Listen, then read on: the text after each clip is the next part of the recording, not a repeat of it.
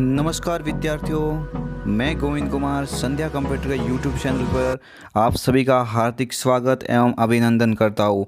देखिए दोस्तों, आज मैं आपके लिए एक नया वीडियो लेके आया हूँ और इस नए वीडियो में पढ़ेंगे हम मोस्ट कंप्यूटर क्वेश्चन एमसीक्यू। यानी आपको याद रखना है कि आपके सामने पटवार एक बहुत बड़ी चुनौती है और इसमें कम से कम 30 नंबर की कंप्यूटर के क्वेश्चन की संभावना पूरी है। हालांकि सिलेबस में भी अच्छी तरह से लिखा हुआ कि जो भी मतलब जैसे कंप्यूटर में जो इम्पोर्टेंट जो टॉपिक है MS word, MS excel, MS power point, इनसे काफ़ी ज़्यादा क्वेश्चन बनने की संभावना है। तो चलिए दोस्तों, ये टॉपिक आज के लिए काफ़ी इम्पोर्टेंट होने वाला है। मैं आने वाले कंपटीशन जैसे एग्ज़ाम जिसमें कंप्यूटर के टॉपिक को शामिल किया गया है, तो ये वीडियो आपके उन सभी कंपटीशन एग्ज़ाम में एक अच्छी तरह से साबित होगा। इसलिए आपको ये पूरा वीडियो ध्यान से देखना है। आपको क्या करना है, हमारे चैनल पर जाके चैनल को सब्सक्राइब करना है और साथ ही बेल आइकन को भी क्लिक करना है ताकि आने वाली हर नोटिफिकेशन आपके सामने सबसे पहले पहुंच सके। चलिए दोस्तों, मैं संध्या कंप्यूटर सेंटर की ओर से एक बार फिर से आपका स्वागत करता हूं। देखिए दोस्तों, आज हम वीडियो में पढ़ेंगे MS वर्ड और MS एक्सेल से मोस्ट इम्पोर्टेंट 20 क्वेश्चन, जो मैं काफ़ी अच्छी तरह से आपके लिए नए सिरे से तैयार करके लेके आया हूँ। तो चलिए बिना देर किए आगे बढ़ते हैं। आपके सामने पहला क्वेश्चन यहाँ पे है दोस्तों। आपके सामने पहला यहाँ पे क्वेश्चन है, माइक्रोसॉफ्ट वर्ड द्वारा किसका निर्माण नहीं किया जा सकता है। काफ़ी इंपॉर्टेंट क्वेश्चन है। क्वेश्चन में पूछा जा रहा है आपको दोस्तों, माइक्रोसॉफ्ट वर्ड द्वारा किसका निर्माण नहीं किया जा सकता। इनमें से ऐसा कौन सा ऑप्शन है जो माइक्रोसॉफ्ट वर्ड से संबंधित नहीं है। देखिए दोस्तों, ए पे लिखा हुआ मेल मर्ज, बी पे लिखा हुआ प्रेजेंटेशन, सी पे लिखा हुआ मेमो और डी पे लिखा हुआ टर्म पेपर। जल्दी से दोस्तों आप कमेंट बॉक्स में टाइप करके लिखिए इसका आंसर कौन सा हो सकता है। देखिए दोस्तों, मैं आपको बता देता हूँ, मेल मर्ज MS वर्ड से संबंधित होता है। इसके माध्यम से आप एक साथ कई लोगों को मेल भेज सकते हैं। मेमो ये भी MS वर्ड में आप उपयोग में ले सकते हैं और टर्म पेपर ये भी MS वर्ड से संबंधित है। तो देखिए दोस्तों, इनमें इसका आंसर कौन सा होगा, यहाँ पे आपको जल्दी से मतलब कि देखना है। इसका आंसर यहाँ पे दोस्तों होगा प्रेजेंटेशन। यानी इसका जो बी वाला जो आंसर है ये MS वर्ड से संबंधित नहीं होता है। इसका निर्माण माइक्रोसॉफ्ट पावर पॉइंट में किया जाता है। तो आपको ध्यान रखना है कि प्रेजेंटेशन MS वर्ड से संबंधित नहीं है। चलिए दोस्तों, आप ध्यान से मतलब कि देखना, वीडियो को ज़्यादा से ज़्यादा लाइक करना, शेयर करना, ताकि और भी अन्य लोगों तक ये हमारा वीडियो पहुँच सके। नेक्स्ट क्वेश्चन की ओर बढ़ते हैं। देखिए क्वेश्चन नंबर 2, आप MS वर्ड में किसी भी वर्ण की घात टाइप करना चाहते हैं तो निम्न विकल्पों में से आप किसे चुनेंगे। बहुत ही इंपॉर्टेंट क्वेश्चन है ये। एक ऐसे क्वेश्चन आपको पटवार जैसे कंपटीशन एग्जाम में हूबहू देखने को मिल सकते हैं। दोस्तों वीडियो को पूरा ध्यान से देखना ताकि और भी आपको मतलब इसकी अच्छा नॉलेज हो सके कंप्यूटर के बारे में। हम चाहते हैं कि अगर आप हमारे चैनल में जुड़े तो हम चाहते हैं कि आपके मतलब की पटवार के अंदर लगभग मतलब की 30 में से 30 क्वेश्चन सही होने की हम मनोकामनाएं करते हैं। देखिए दोस्तों, इसके अंदर क्या लिखा हुआ है, आप MS वर्ड में किसी भी वर्ड की घात टाइप करना चाहते हैं तो निम्न विकल्पों में से आप किसे चुनेंगे। ए पे लिखा हुआ बोल्ड, बी पे लिखा हुआ सुपर स्क्रिप्ट, सी पे लिखा हुआ अंडरलाइन और डी पे लिखा हुआ सब स्क्रिप्ट। देखिए दोस्तों, मैं बता देता हूँ आपको, बोल्ड एक फॉन्ट स्टाइल का प्रकार है। इसके माध्यम से आप लिखे हुए वर्ण को मतलब कि आप क्या कर सकते हो, गहरा कर सकते हो। कंट्रोल B इसकी शॉर्टकट की जो होती है। बी पे लिखा हुआ सुपर स्क्रिप्ट।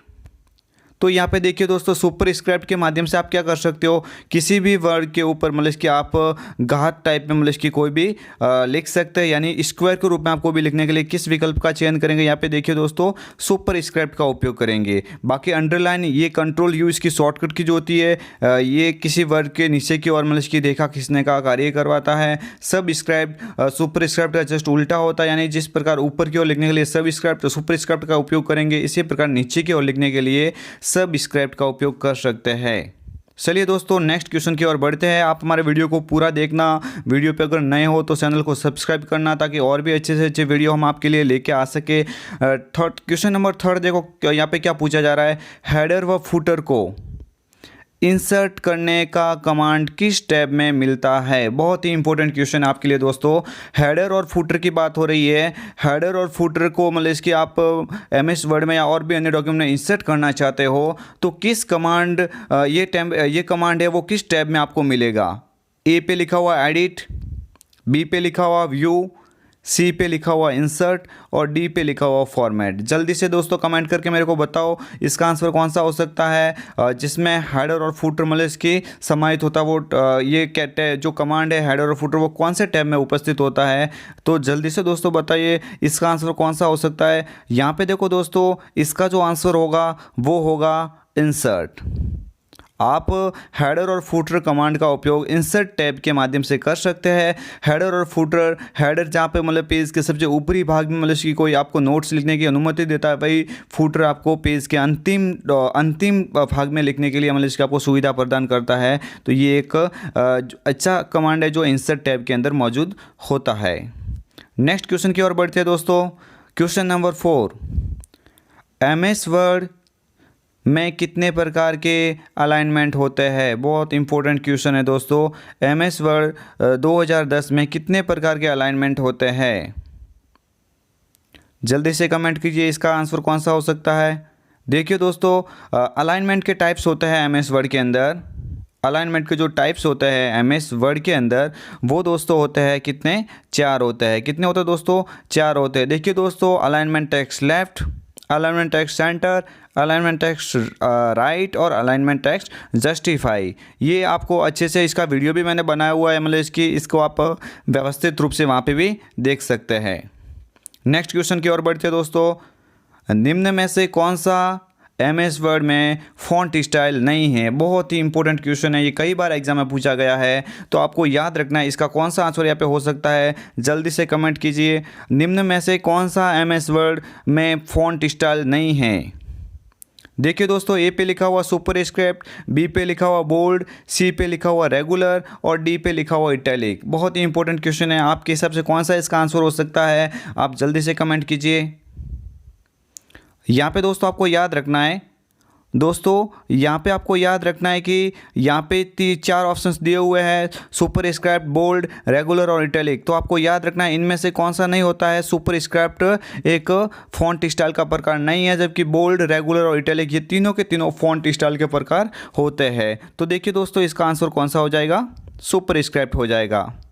नेक्स्ट क्वेश्चन की ओर बढ़ते हैं। क्वेश्चन नंबर देखिए, बाई तरफ से किसी भी अकेले कैरेक्टर को, बहुत ही इंपॉर्टेंट क्वेश्चन है ये, देखो दोस्तों, बाई तरफ से किसी अकेले कैरेक्टर को मिटाने के लिए कौन सी की प्रेस करते हैं। ऑप्शन नंबर ए पे लिखा हुआ बैक स्पेस, बी पे लिखा हुआ डिलीट, सी पे लिखा हुआ एंटर और डी पे लिखा हुआ स्पेस बार। आपको यहाँ पे याद रखना दोस्तों, ये क्या पूछा जा रहा है आपको, बाई तरफ से, यानी बाई तरफ से आपको मतलब कि कोई भी एक अक्षर, अकेले अक्षर को मतलब कि आप टाइप करना चाहते हो, तो आप यहाँ पे कौन से विकल्प का चयन करेंगे दोस्तों। आपको यहाँ पे मतलब कि यूज़ करना पड़ेगा बैक स्पेस को, यानी बैक स्पेस का राइट हो जाएगा। अब अगर ऐसे क्वेश्चन आपके सामने पूछा जाए कि बाहीं तरफ से अगर मतलब कि ये करता है, तो दाहिनी तरफ से कौन करेगा, डिलीट बटन का उपयोग होगा। किसका होगा, डिलीट बटन का, अगर आपको एग्जाम में बाहीं की जगह दाहिनी तरफ का पूछा जाए तो। नेक्स्ट क्वेश्चन की ओर बढ़ते हैं दोस्तों। MS वर्ड में फाइल क्या कहलाती है। बहुत ही इंपॉर्टेंट क्वेश्चन है। MS वर्ड एक एप्लीकेशन प्रोग्राम है, आप सभी अच्छे से वाजिब होंगे इससे। तो ये क्वेश्चन पूछा जा रहा है आपको, MS वर्ड में फाइल क्या कहलाती है। बहुत ही इंपॉर्टेंट क्वेश्चन है। ए पे लिखा हुआ डॉक्यूमेंट, बी पे लिखा हुआ सीट, सी पे लिखा हुआ स्लाइड और डी पे लिखा हुआ पेजेस। बहुत ही इंपॉर्टेंट क्वेश्चन है, आप इनमें से कौन सा राइट करेंगे मेरे को कमेंट बॉक्स में टाइप करके जल्दी से भेजिए, ताकि मैं आपका आंसर पहचान सकूँ आपकी कितनी अच्छी तैयारी है। देखिए दोस्तों, इसका जो आंसर होगा वो क्या होगा, डॉक्यूमेंट होगा। MS वर्ड के अंदर बनने वाली फाइल को डॉक्यूमेंट कहा जाता है, क्योंकि माइक्रोसॉफ्ट वर्ड एक वर्ड प्रोसेसिंग प्रोग्राम होता है। सीट दोस्तों देखिए, आपको याद रखना एक्सेल में होती है और स्लाइड होती है माइक्रोसॉफ्ट पावर पॉइंट में। तो चलिए दोस्तों, इसका आंसर कौन सा हो जाएगा, डॉक्यूमेंट हो जाएगा। नेक्स्ट क्वेश्चन की ओर बढ़ते हैं दोस्तों। वर्ड रैप क्या अर्थ है। देखिए दोस्तों, बहुत ही इंपॉर्टेंट क्वेश्चन है कि वर्ड रैप होता है, उसका क्या अर्थ होता है। ए पे लिखा हुआ है शब्दों के बीच स्पेस रखना, बी पे लिखा हुआ शब्दों को दाएं मार्जिन से सीधा करता है, सी पे लिखा हुआ टेक्स्ट का संवती अगली लाइन में पहुंचाना और डी पे लिखा हुआ उपरोक्त में से कोई नहीं। बहुत ही इंपॉर्टेंट क्वेश्चन है, कई बार एग्जाम में पूछा गया है ऐसा क्वेश्चन और आता भी है एग्जाम में। आपको याद रखना है कि इसका जो राइट आंसर होगा, जल्दी से कमेंट कीजिए, इसका जो राइट आंसर होगा कौन सा होगा दोस्तों, ये टेक्स्ट को सवती अगली लाइन में पूछाने का कार्य करता है। बहुत ही इंपॉर्टेंट क्वेश्चन, इसका आंसर कौन सा हो जाएगा? सी वाला ऑप्शन इसका सही हो जाएगा। नेक्स्ट क्वेश्चन की ओर बढ़ते हैं दोस्तों। अगर आप हमारे चैनल पर नए हैं तो चैनल को सब्सक्राइब कीजिए ताकि इस तरह के और भी हम आपके लिए वीडियो नए नए रोजाना लेके आए, ताकि आपको आने वाले हर एक कंपटीशन एग्जाम में आपको अच्छा फायदा मिल सके। क्वेश्चन नंबर देखिए यहाँ पे आगे क्या बोल रहा है आपको। एक फाइल जिसमें पूर्व निर्धारित सेटिंग का उपयोग जनरल डॉक्यूमेंट को बनाने में किया जाता है। बहुत ही इंपॉर्टेंट क्वेश्चन है, यानी एक फाइल है जिसमें पूर्व निर्धारित सेटिंग का उपयोग कर जनरल डॉक्यूमेंट को बनाने में उपयोग किया जाता है। बहुत ही इंपॉर्टेंट क्वेश्चन। इसका आंसर दोस्तों कौन सा होगा? देखो, ए पे लिखा हुआ पैटर्न, बी पे लिखा हुआ मॉड्यूल, सी पे लिखा हुआ टेम्पलेट और डी पे लिखा हुआ ब्लूप्रिंट। तो देखिए दोस्तों, इसका सही आंसर जो होगा, सही आंसर दोस्तों इसका कौन सा होगा? आपको याद रखना, इसका सही आंसर कौन सा होगा? नंबर सी, टेम्पलेट, यानी टेम्पलेट इसका आंसर सही हो जाएगा।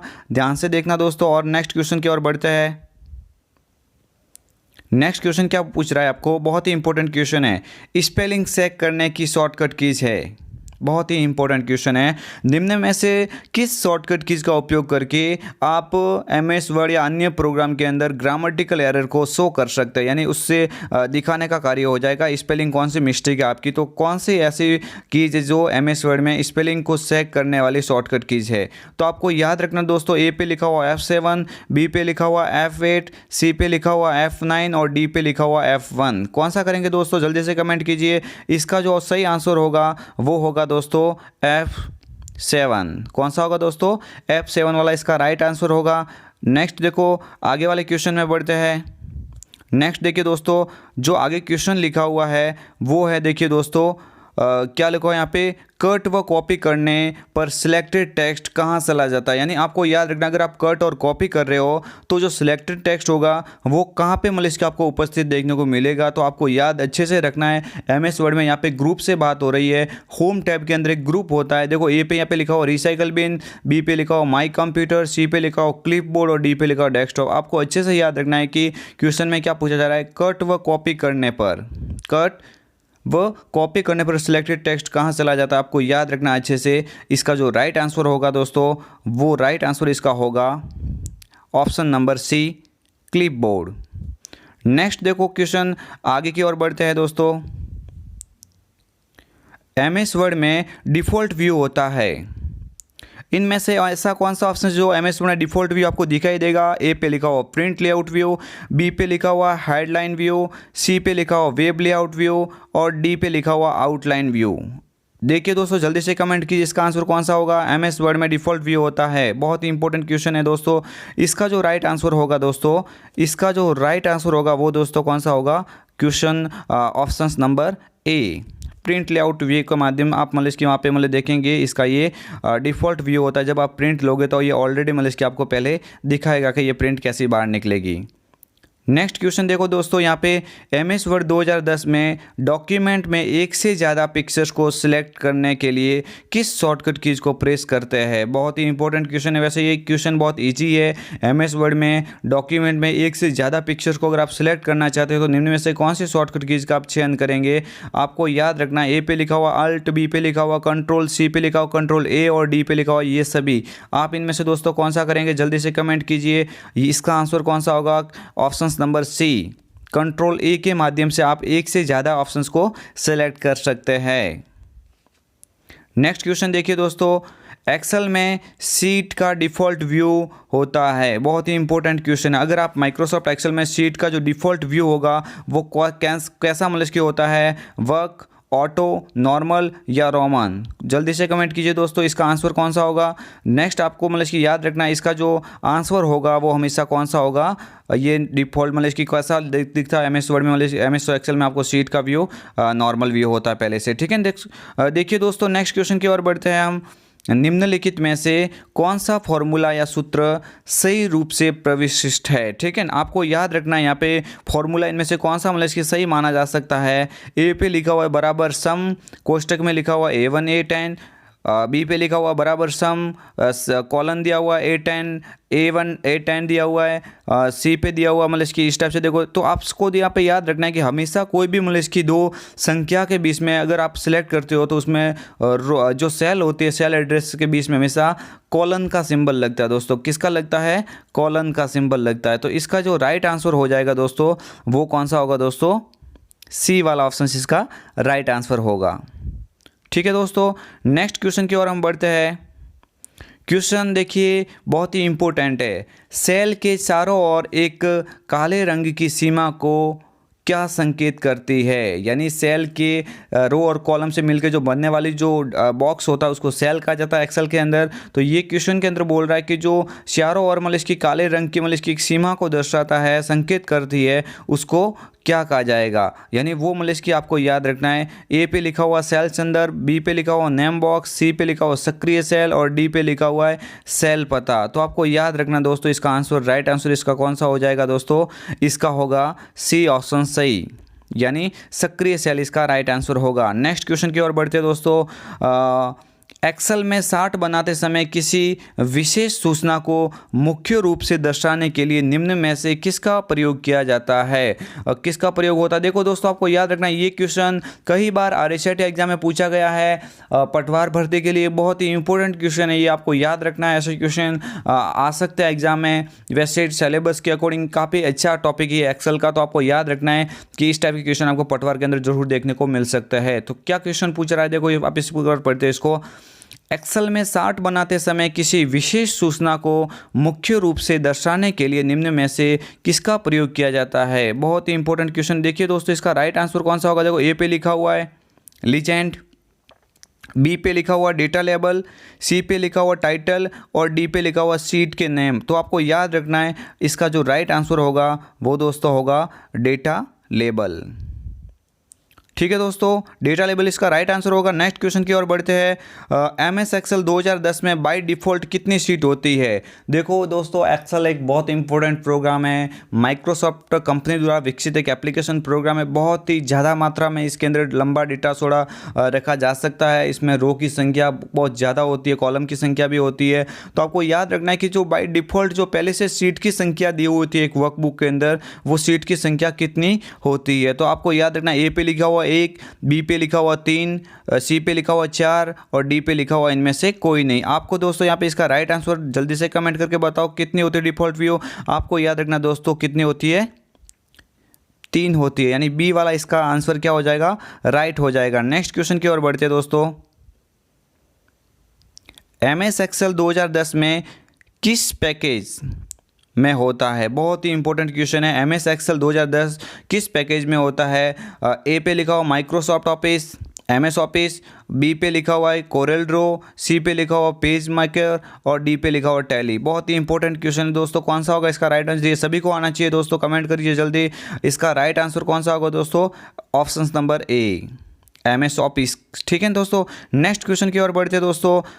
आसानी से पढ़ने के लिए खाली जगह का उपयोग कर सूचना को हॉरिजॉन्टल रो और वर्टिकली कॉलम में व्यवस्थित किया जाता है। बहुत ही इंपॉर्टेंट, अब की बार RSET में क्वेश्चन भी बना था दिसंबर के अंदर। देखिए दोस्तों, आसानी से पढ़ने के लिए खाली जगह का उपयोग कर सूचना को हॉरिजॉन्टली रो और वर्टिकल कॉलम में व्यवस्थित किया जाता है। क्या बोलेंगे इसको? देखिए दोस्तों इसका राइट आंसर देखो दोस्तों कौन सा होगा?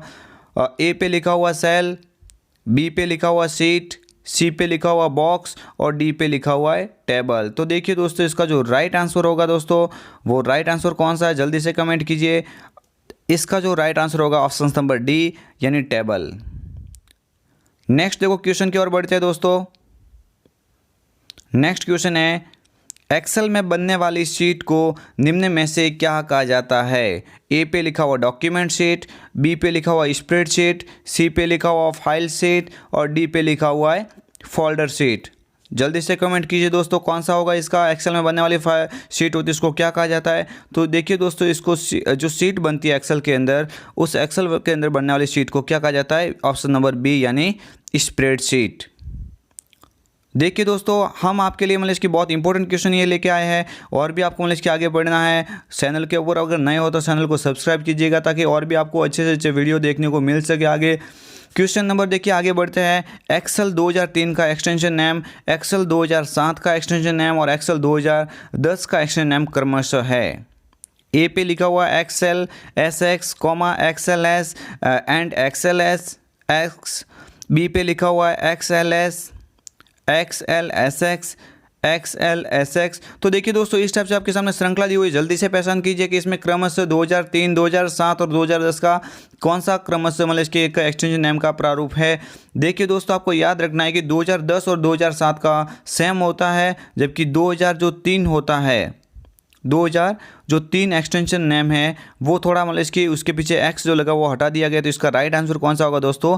बी वाला इसका आंसर होगा, वो एकदम करेक्ट आंसर होगा। नेक्स्ट क्वेश्चन की ओर दोस्तों बढ़ते हैं। देखिए 22 यहाँ पे मतलब क्वेश्चन क्या पूछा जा रहा है आपको, माइक्रोसॉफ्ट एक्सेल 2010 में एक अकेली फाइल या डॉक्यूमेंट खाली जगह कहलाती है। बहुत ही इंपॉर्टेंट क्वेश्चन है। माइक्रोसॉफ्ट एक्सेल 2010 में एक अकेली फाइल या डॉक्यूमेंट खाली जगह कहलाता है। तो आपको याद रखना, ए पे लिखा हुआ वर्कबुक, बी पे लिखा हुआ वर्कशीट, सी पे लिखा हुआ सीट और डी पे लिखा हुआ नोटबुक। जल्दी से कमेंट कीजिए कौन सा इसका राइट आंसर होगा। देखिए दोस्तों इसका जो राइट आंसर होगा वो होगा दोस्तों वर्कबुक। कौन सा होगा दोस्तों? वर्कबुक होगा। ठीक है दोस्तों, नेक्स्ट मतलब इसके क्वेश्चन की ओर बढ़ते हैं। रो और कॉलम का कटाव खाली जगह कहलाता है। बहुत ही इंपॉर्टेंट क्वेश्चन है। जब रो और कॉलम मिलती है, मिलने से बनने वाले बॉक्स को क्या कहा जाता है? ए पे लिखा हुआ टेबल, बी पे लिखा हुआ सेल, सी पे लिखा हुआ डेटा और डी पे लिखा हुआ सीट। कौन सा करेंगे दोस्तों इसको? यहाँ पे आपको याद रखना, रो और कॉलम से मिलने वाले बॉक्स को क्या कहा जाता है? सेल कहा जाता है। बहुत ही इंपॉर्टेंट क्वेश्चन था, ये भी आपके एग्जाम में आ सकता है। नेक्स्ट देखो क्वेश्चन, देखो यहाँ पे आपको याद रखना है MS एक्सेल 2010 में किस टैब में प्रूफिंग ग्रुप होता है। बहुत ही इंपॉर्टेंट क्वेश्चन, प्रूफ करता है। प्रूफिंग ग्रुप कौन से मतलब इसकी टैब में होगा? ए पे लिखा हुआ रिव्यू, बी पे लिखा हुआ इंसर्ट, सी पे लिखा हुआ होम और डी पे लिखा हुआ डेटा। जल्दी से कमेंट कीजिए किस ग्रुप के किस टैब के अंदर प्रूफिंग ग्रुप होता है। तो आपको याद रखना दोस्तों इसका जो राइट आंसर होगा वो राइट आंसर देखो दोस्तों ए नंबर रिव्यू। चलिए दोस्तों नेक्स्ट क्वेश्चन की ओर बढ़ते हैं, अंतिम क्वेश्चन की ओर बढ़ते हैं। इससे पहले मैं आपको बोल देता हूँ कि और भी हम इस टाइप के काफ़ी सारे आपके सामने नए नए वीडियो लेके आएंगे। अगर आप हमारे चैनल पे नए हैं तो चैनल को सब्सक्राइब करके बेल आइकन को क्लिक कीजिएगा ताकि आने वाली हर नई नोटिफिकेशन आपके सामने सबसे पहले पहुँच सके। देखिए यहाँ पे लिखा हुआ है MS एक्सेल 2010 में किसी भी नई फाइल का डिफ़ॉल्ट नाम क्या होता है। अगर आप उसमें मतलब इसकी कोई नई फाइल बनाते हो तो उसका जो डिफ़ॉल्ट नाम वहाँ पे दिखाई देगा वो क्या दिखाई देगा? ए पे लिखा हुआ बुक फर्स्ट, बी पे लिखा हुआ बुक 2, सी पे बुक 3 और डी पे लिखा हुआ बुक 4। कमेंट कीजिए दोस्तों जल्दी, इसका आंसर कौन सा हो सकता है। यहाँ पे दोस्तों आपको याद रखना है कि MS एक्सेल के अंदर जो डिफ़ॉल्ट जो होगी नई फाइल वो उसका नाम क्या होगा? वहाँ पे बुक फर्स्ट के नाम से होगा। तो देखिए दोस्तों आपको मतलब इसकी देखो यहाँ पे मतलब इसकी ये वीडियो के माध्यम से काफ़ी अच्छा नॉलेज सीखने को मिलेगा। आपने मतलब इसके हमारे चैनल को यहाँ तक देखा, आपने वीडियो को मतलब इसकी यहाँ तक मतलब इसकी देखा, आपको मतलब इसकी इसके लिए मतलब इसकी संध्या कंप्यूटर की ओर से ढेर सारी मतलब इसकी बधाई और शुभकामनाएं। आप पटवारी की तैयारी कर रहे हो, उसमें कंप्यूटर का सिलेबस काफ़ी महत्व रखेगा और हम आपके लिए ये लेके आए थे 25 MCQ के क्वेश्चन जो हो आपको एग्जाम में अच्छी हेल्प देखने को मिलेगी इसके माध्यम से। तो देखिए दोस्तों अगर आप हमारे चैनल पर हैं तो मैं एक बार और आपको पुनः विनती करता हूँ कि अगर आप हमारे चैनल पर नए हो तो चैनल को सब्सक्राइब कीजिएगा, बेल आइकन को क्लिक कीजिएगा ताकि आने वाली हर नई नोटिफिकेशन के बारे में आपको जल्दी